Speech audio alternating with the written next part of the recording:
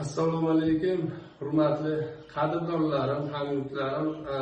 Tunov kuni mahallamizda, ya'ni Bog'dod tumani, Bog'dod shaharchasi Muqimiy mahalla fuqarolar yig'ini Islomobod dahasida fuqarolar tomonidan shu mahallada yig'ilish bo'lib o'tdi. Yig'ilish 2025-yil shu yilning may oyidagi mahalla fuqarolar yig'ini raisi oqsoqoli saylov munosabati bilan bo'lgan ekan, chaqirishda fuqarolarimiz, mahalla ahli shu ishonch bildirib, sizni nomzodingizni ko'rsatamiz, shu mahallaga bir xizmat qilib bering xalqqa deb ishonch bildirishib, shunchalik hurmat qilishib aytishdi. Rahmat kattakon, sog' bo'lsin, Alloh rozi bo'lsin barchalaridan.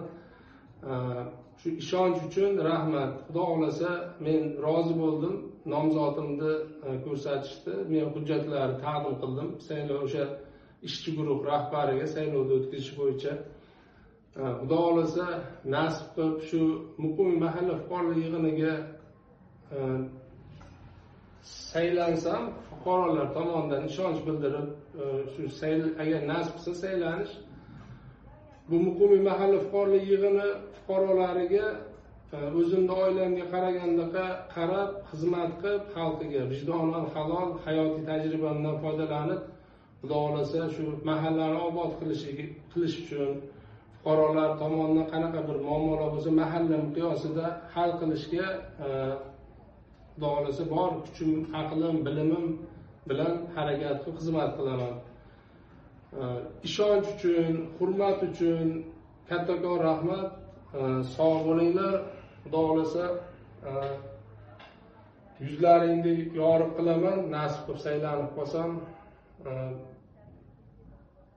shu o'zlaring keyin baho berasizlar. Xudo xolasa saylov agar natijalaridan keyin agar saylanish nasib qilsa, xizmat qilib bo'lganimdan keyin, o'sha xizmat qilganimda mahallaga hammamizda ham kamchilik, xato bir nimalar bo'lishi mumkin. Xudo xolasa qo'limdan kelgancha vijdonan halol xizmat qilaman. O'zlaring baho berasizlar. Sog' bo'linglar, salomat bo'linglar, o'zlaringga ehtiyot qilinglar.